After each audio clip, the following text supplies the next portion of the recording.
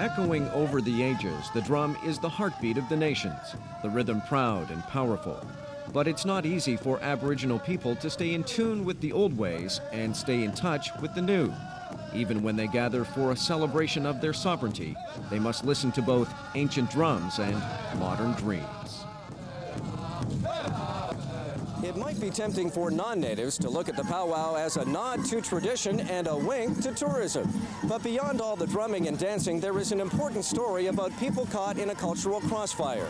People who want to make sure they don't break faith with the past while they break ground for the future. It just makes me feel so good for who I am. I feel so proud to be Native. When I come around a drum, all my bad thoughts are gone, and I just have good thoughts, and it's always good thoughts to me. We welcomed you, and I think that people don't have a lot of respect about that. We want to breathe. They're beginning to choke us, and we don't want that. We want to come out in the open where we are and who we are and let the people understand what they're dealing with. I visited a powwow in the prairies this past summer, and there was a little girl in a beautiful beaded costume that had Beauty and the Beast on the back of her dance outfit.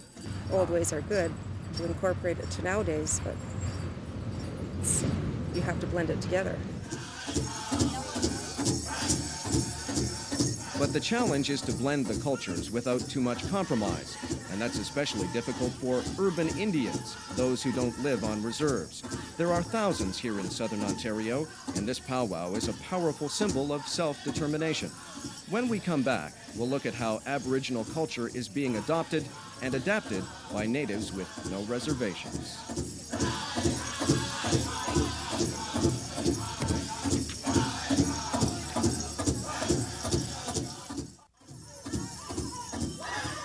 Native people were placed on reserves, and then there were only certain occasions when they could get together and go visit other reserves. And when they had these visiting permits to go to another reserve, it usually was at a powwow or a festivity of some sort, or an activity which was celebratory, and that included dancing and singing. There was great opposition 20 years ago when powwows like this one in Kitchener were first introduced in Ontario. Dancing and drumming had always been used in religious ceremonies, and many natives were appalled at the notion of dancing for prizes. Some still worry the powwow reinforces stereotypes of Indians in feathers, or that it commercializes the culture. But there are now 3 times as many natives living in cities than on reserves, because that's where the jobs are. And for those Aboriginal people, the powwow is an important touchstone. The powwow that appears in an urban environment often is an extension of their Indianness, and it's a way of showing their Indianness to the public that they indeed exist in this city. And you have people who feel that this is not truly a religious experience and shouldn't be looked at as such. And then you have others and say, hold it, yes it is. It's very much part of what I am as a Native person living in an urban environment. This is the way I practice my religion, is by going and doing these powwow dances or performing a particular ritual at a powwow. A ritual like hoop dancing. Lisa Ojig is a 19-year-old Ojibwe. Taught by her uncle Gord, Lisa has been dancing for 2 years, preserving the legends of another time and another place. Hoop dancing is storytelling, and it was first danced by the Hopi people, and then it was passed on to the Navajo, and then it was passed on to different tribes. And now it's woven into the current culture of the nations here. It's meaningful because the dance has more to do with the eternal than the external. You dance from your heart, and that brings out the good spirit in you when you dance.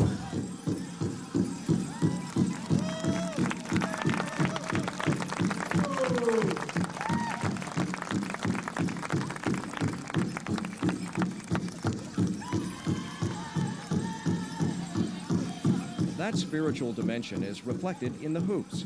They represent the cycle of life, the family circle, and the seasons of Mother Earth.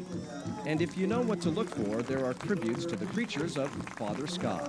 When we do our hoop dance, we use 5 hoops for the wings. So when we're dancing, it's like the eagle flying around in the sky. The eagle is everywhere in Native culture, almost a universal symbol. As the creature that flies closest to the Creator, he's said to carry messages to the Great Spirit. Natives say the eagle also flies over the people of Mother Earth, to see if they're keeping the instructions the Creator has given them. Artist Arnold Jacobs. By keeping those traditional things but in bringing them into a contemporary form, I'm trying to show that the culture still works today, even in today's society. That attitude is reflected in almost all of Arnold's work. An Onondaga who began painting Aboriginal themes in 1976, he continually mixes not only colors, but cultures. His paintings put ancient ideas in a contemporary context. This one is dedicated to an ironworker in Arnold's family who fell to his death. Instead of a guardian angel, a guardian eagle. By having this image, I'm symbolically putting those persons back on the steel. Rebirth and renewal are very much a part of Native art. A generation ago, there were few visual symbols to remind Aboriginals who they were or where they'd come from, let alone where they were going. But now, the arts are a vibrant extension of Native pride. Some of it very nostalgic, some of it simply the Indian in the canoe and the sunset. And hopefully once you can move beyond that, you'll find something else there. And many people are struggling for that. They're looking for that those spiritual elements that still exist. A good example at the Woodland Cultural Center is this collection of buffalo tongues.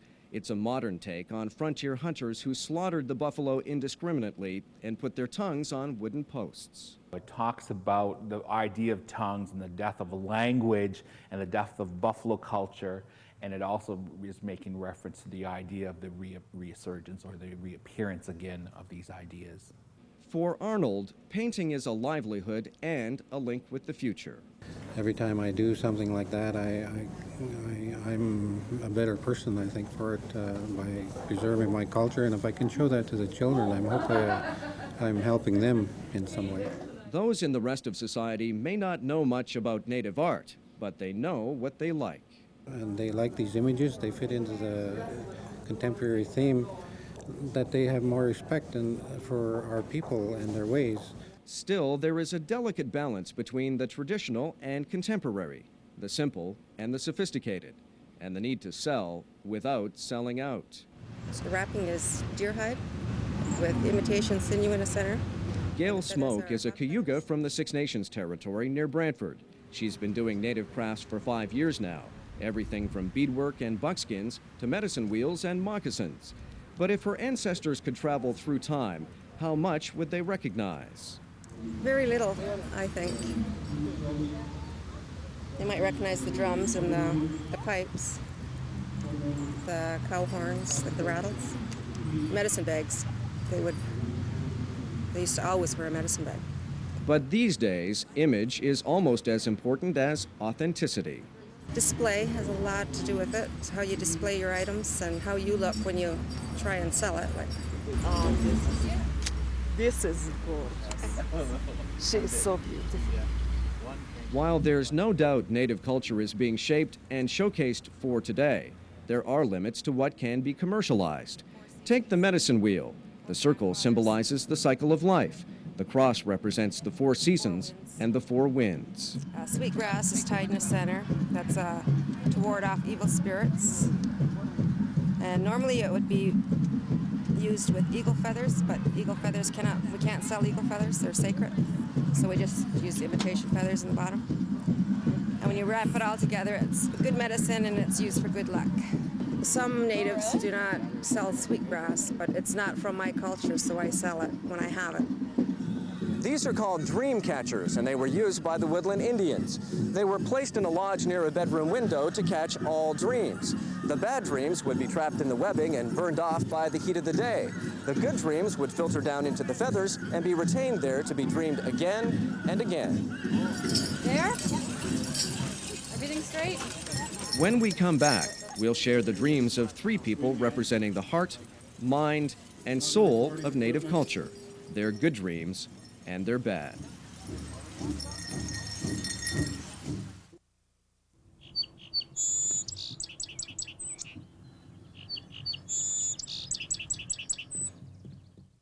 To many natives, the Grand River is a scenic symbol of bitter dreams and broken promises.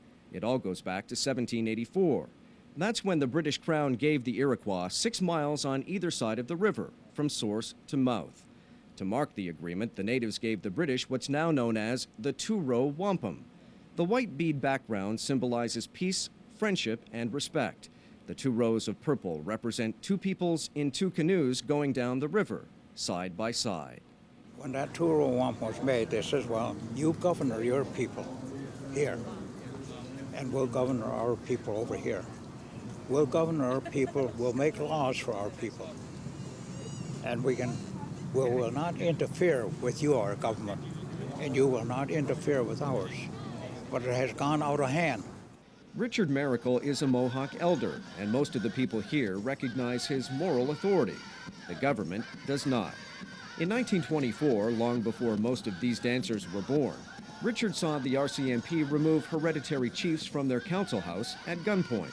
Soon after, Ottawa imposed elected band councils on natives, setting up a continual tension between traditional and elected leaders. The people could have prevented it if they wanted. They could have fought back, but they didn't. So I says, where is these people that's supposed to be savages? Today, natives feel the sting of different stereotypes. Many, like Melanie Burning, live in the city where they're much more visible and vulnerable. At 24, she's had lots of experience with racial slurs and feelings of isolation. I don't think it matters your skin color, or I'm getting emotional.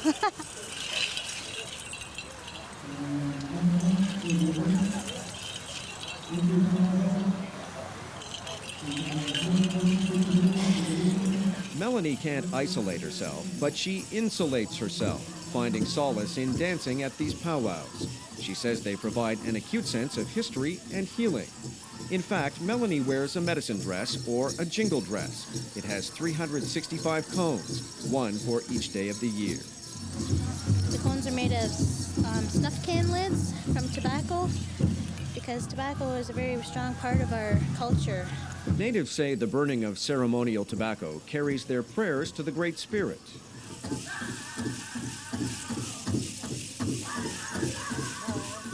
Legend says a woman with a sick daughter was told in a dream to make such a dress, then to dance until the illness disappeared.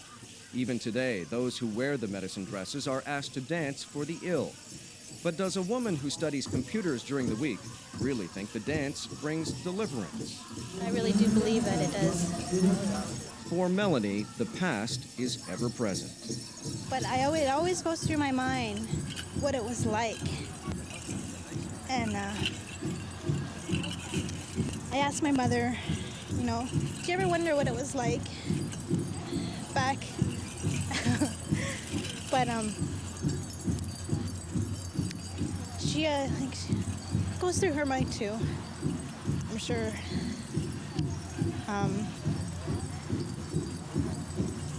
But being a part of this today, I know that I'm keeping it strong, keeping it alive. Steve Sands is also listening to the echoes of antiquity. A Walpole Island Chippewa who now lives in Dundas, the powwow helps him stay in touch with his people and his feelings. He's been dancing for 3 summers, following the powwow trail from weekend to weekend as it wends its way across Ontario and the northern states. The rest of the time, he's in school. We have to go back to school and to get an education so that we can help our people back home, or to help our people help themselves back at home. As for living in the city, Steve says it doesn't matter where you are if you know who you are, even when there are bigots. They don't really know what they're talking about because they don't know. They never stood in my shoes. They've never been on my side of the fence, more or less. And I kind of know what it's like to be on that side because I've lived in the city. I've lived around non-natives quite a bit of my life, and so I have an idea what they're kind of going through and what they're lost. I guess they just don't know who they are, and they've kind of lost a sense of who they are, I guess. Thanks to the old ways, Steve knows who he is. I was on the drugs, and I was doing drinking and coming back to the powwows and give me a better feeling inside and helped me to stay away from that I didn't need that. Today, he's studying to be a drug and alcohol rehabilitation counselor. Steve not only found salvation on the powwow trail, he recently found a wife, Maureen Lickers. most of the powwow community was at our wedding, which is kind of nice. And we did some powwow dancing, some two-steps at the wedding as well. So we incorporated both a traditional wedding-like ceremony with native spirituality, so that was good. That need to sew a tapestry of two cultures carries over into Maureen's work. She now investigates complaints against police for the Attorney General. But until recently, she recruited natives for jobs with the Ministry of Correctional Services. There was a lot of, among the ranks, oh, they only got hired because they were native, or they lowered the requirements of the job because they were native. And I felt that was really unfair, because that was not the case, because I was the administrator of the program. I was on the hiring board. I knew what was going on.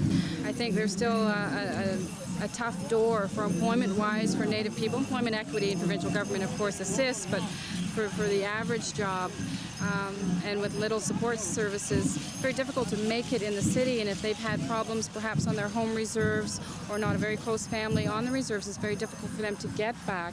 So they're very much caught in the middle, I think.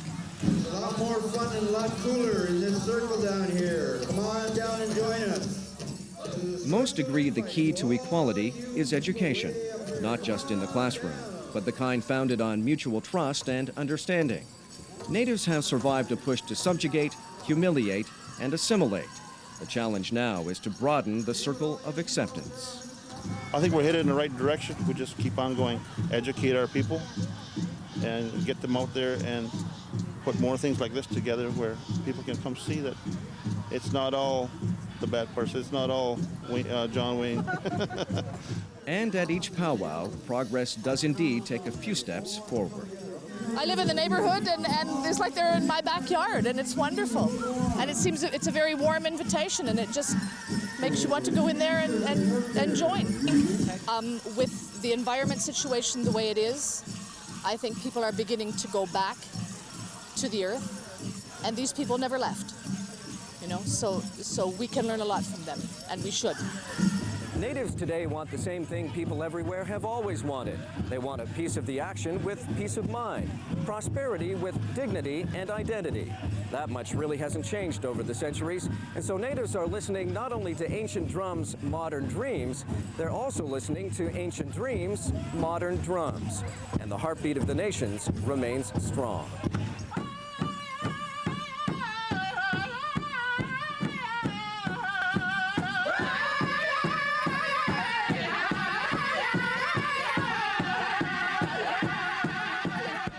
We've gotten a little more flashier, a little more color, a little more contemporary with plastic and Velcro and sequins and that kind of thing.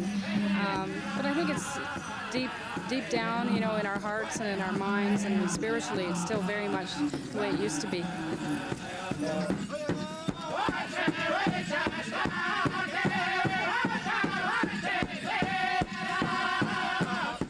I think the biggest change is our educating ourselves, keeping our children in school.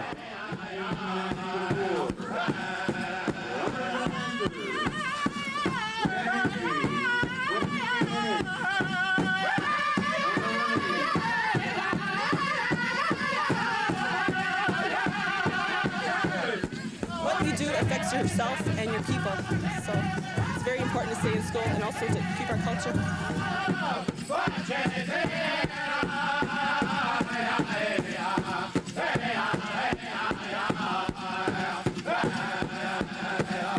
Especially now that a lot of us are going back, finding out who we are, going back and finding out that there is a place in this society for us, and the only thing that can hold us back is ourselves.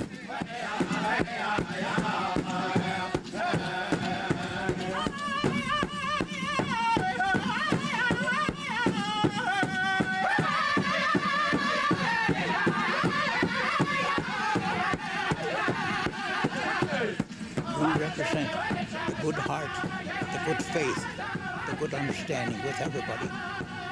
It's not that you say, well, I want this and I want that. You got everything in a native. It's yours.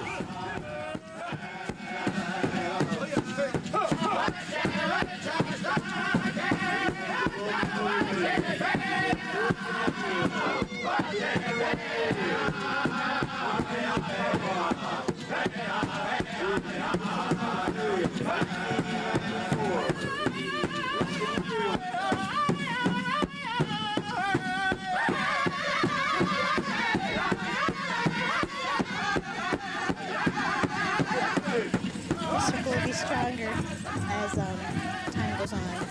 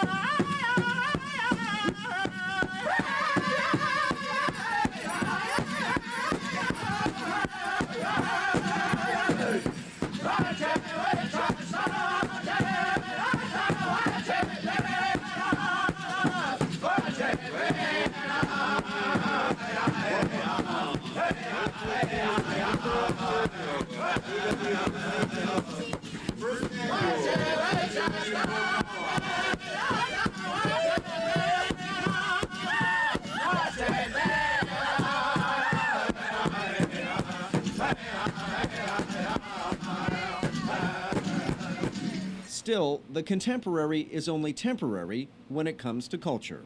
It dies the moment you package it up and seal it and put it away on a shelf. It becomes a museum piece. And that's what you don't want to have happen. You want it very much part of today, and it is.